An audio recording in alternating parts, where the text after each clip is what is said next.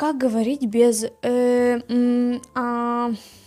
эти ну, слова междометия — это такие звуковые костыли, которые мы обычно используем, когда нам не хватает слов, и мы подыскиваем, а что же сейчас мне такое сказать? Первый совет — попробуем поставить вместо «ну» паузы.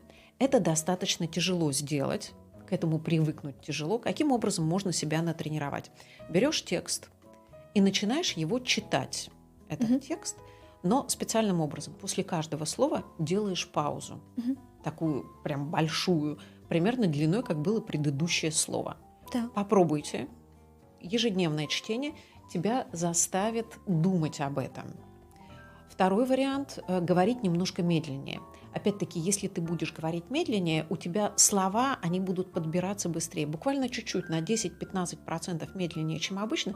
То есть ты чувствуешь, когда у тебя часто, если идет вот это ну» появляется, может быть, ты говоришь слишком быстро. Спроси у своих друзей, спроси у своих собеседников, просто подумай, проанализируй, как ты разговариваешь, запиши себя на мобильный телефон, послушай.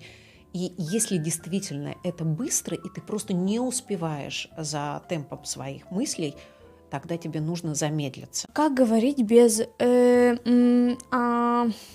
эти ну, слова междометия — это такие звуковые костыли, которые мы обычно используем, когда нам не хватает слов, и мы подыскиваем, а что же сейчас мне такое сказать? Первый совет — попробуем поставить вместо «ну» паузы.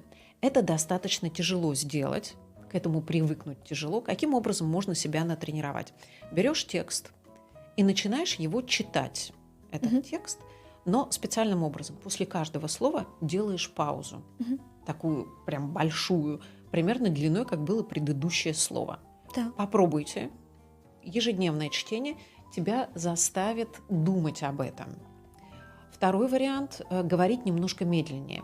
Опять-таки, если ты будешь говорить медленнее, у тебя слова, они будут подбираться быстрее. Буквально чуть-чуть, на 10-15% медленнее, чем обычно.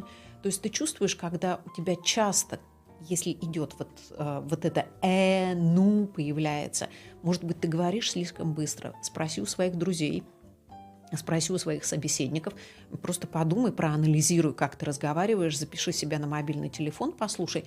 И если действительно это быстро, и ты просто не успеваешь за темпом своих мыслей, тогда тебе нужно замедлиться.